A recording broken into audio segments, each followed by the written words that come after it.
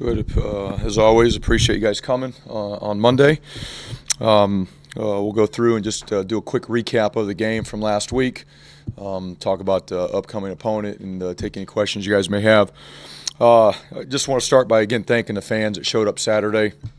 I don't know how many were there. It doesn't really matter, but I know they made a difference when we needed them to, and just really is exciting about what we can build here in this area. It's loaded with recruits and an outstanding fan base, and we can create. I think we can create an outstanding environment that's loud and makes a difference and makes an outstanding home field advantage in the future. So, just really appreciate the fans and the students that were in attendance in that game. Hopefully, they walked away feeling really good about the game. It was a hard-fought game, four-quarter game, like we knew it would be, and hopefully a lot of fun to watch.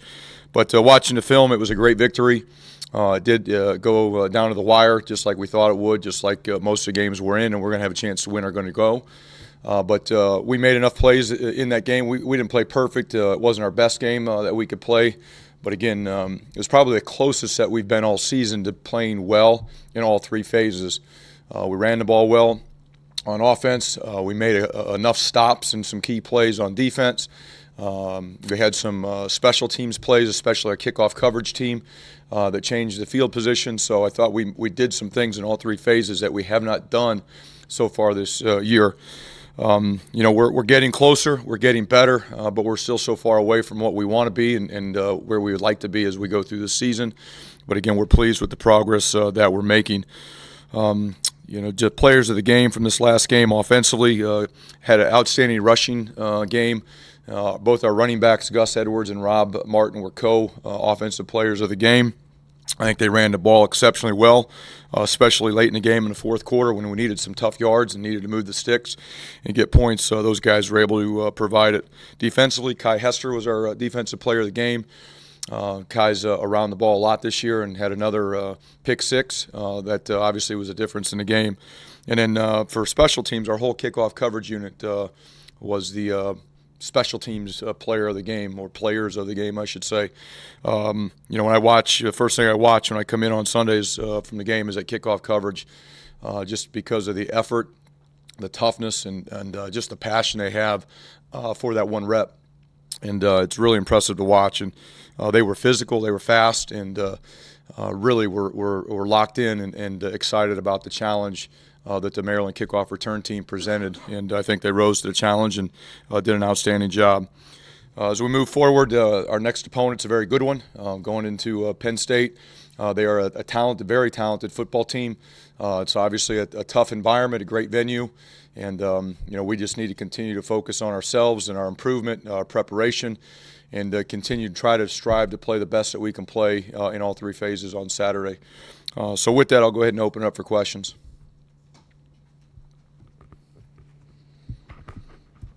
We make a big deal out of having one running back, but the way that you split it with Martin and Edwards and then having a little change of pace with Raheem, is that kind of what you envision, with this offense, being able to, split it up between those guys riding the hot hand? No, we're just lucky that we have them, to be honest with you.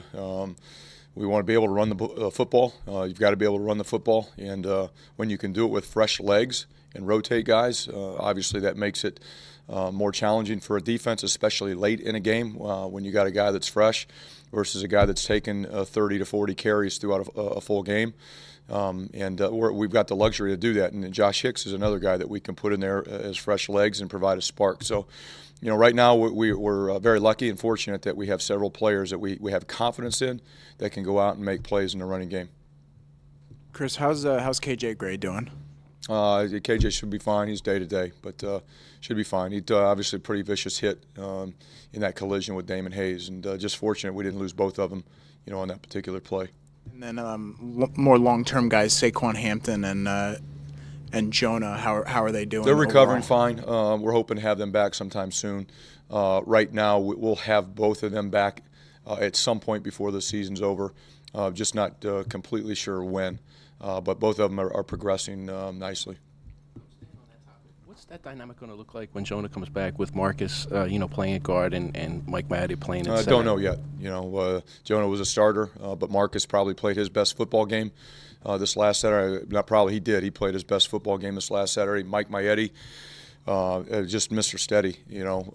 We've talked about him before. He's a guy that walks through the door and doesn't look like a Big Ten offensive lineman. Wasn't heavily recruited, but when you watch him play on Saturday, the guy gives you everything he's got, and he's just a fighter in there. Really proud of him and the way he plays. So when Jordan comes back, it'll be a bonus, but he's going to have to fight to get back in the mix because those two guys are playing pretty good football right now. I'll just follow up on that, talking about my Eddie being a redshirt freshman starting. One of the real cool things I think is, from a fan's perspective and coach's perspective, looking forward, we only started 4 seniors in that football game Saturday. We had 2 on defense with Ross Douglas and Sebastian Joseph, and we had 2 on offense with Gus Edwards and Dorian Miller. So we only had 4 seniors starting that game. So we got a lot of guys that are playing a lot of football right now that'll be back, and really excited about that, not only for this season but next season too, moving forward. Coach, when it comes to recruits, and since Penn State's one of the closest schools to New Jersey, how tough has it been, that battle, to keep the kids here in New Jersey, and keep them here instead of going to Penn State? Because I know that's always been a battle with you and Penn State. Yeah, I mean, people talk about it all the time. Our concern is recruiting guys that we think can play and be developed to be Big Ten football players. I don't care who else is recruiting them.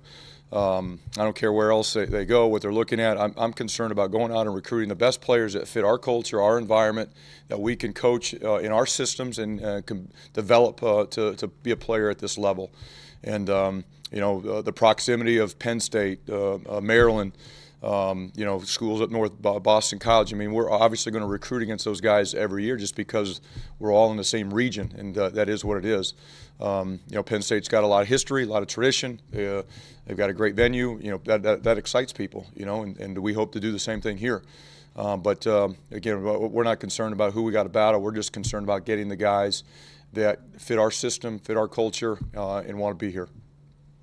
Obviously, have a lot of young receivers on the field. How would you feel about their development so far through the season? Up and down. They're getting better in some areas, not as far along as we'd probably like in others.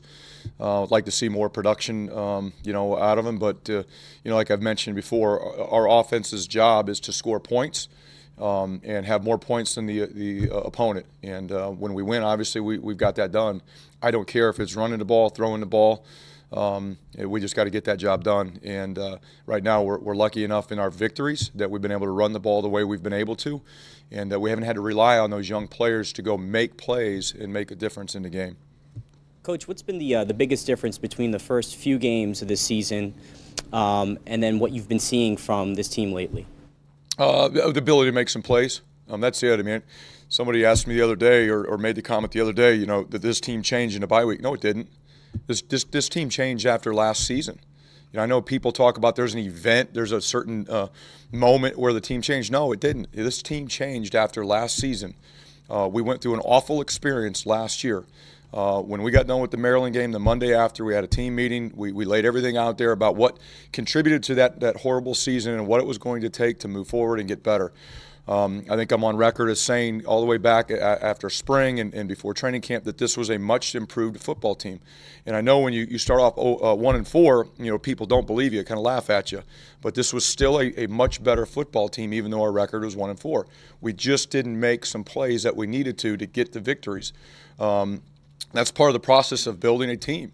It starts with teaching the players how to compete, and that's what we were going through during that 1-4 stretch. Is we were competing. We were playing with everybody. The only game we haven't really competed in this year was the Ohio State game, and the wheels kind of fell off in that game. But we've competed in every game. But the next step was to try to get our players to understand what it was going to take to win games. And it's the details, it's the discipline, it's the execution, it's the consistency in what we're asking them to do. And we've gotten better at that part of it. But the energy, the enthusiasm, the preparation, all of that stuff, the effort, that's all been there. That's shown up every Saturday. That's part of the process. That's part of building a team, and is teaching them how to make those plays and being consistent that'll help you get that W. And that's the difference. It's not anything else. Chris, against Maryland, there was that play where it looked like Ross had dropped an interception. It turned out to be a fumble. Is that something that you guys have looked at in practice, preaching to always finish the play, even though you may not be sure if it's an incomplete pass or a fumble? Is that something you've addressed to them? Yeah, we try to finish every play. There's not a play that happens that we don't, teach our guys to finish. I mean, they threw the ball. He didn't catch it, and they ruled an incomplete pass. So I don't know what else you want a player to do. The whistle blew and ref's going like this, incomplete. So I got up and he's ready to go play the next play. They reviewed it. They called it a fumble. They actually made a mistake, on the play. It should have been gone back to an incomplete pass and gone back to a 3rd and 7 instead of becoming a 3rd and 4 where the ball was moved up because nobody clearly had possession of the ball as it laid there on the ground. But Ross did what he did, supposed to do. He didn't catch the ball. Got up, ready to go to the next play because it was ruled incomplete. And that's unfortunate, but that's the way it worked out.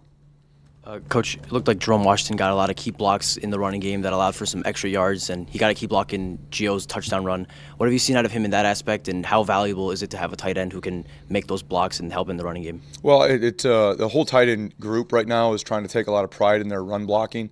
The cutoff blocks on the backside of zone plays has been something that we struggled at earlier in the season. It's been a major point of emphasis for us offensively that we knew we were missing some yards in the run game because of our inability to cut off the backside. They've gotten a lot better at it, and that's helped our running game. In the Illinois game, it was a lot better. In this game, it was a lot better. And it's the whole unit. It's not just Jerome. Miles Nash, he blocked his tail off Saturday, whether it be the front side or back side. He did an unbelievable job. He got some pancakes.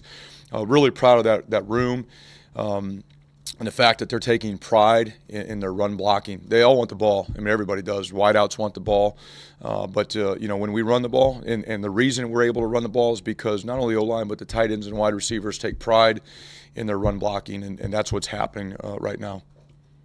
Chris, Saquon Barkley, I know Urban Meyer said earlier this year that he's the best, as good a running back as he's seen in all his coaching.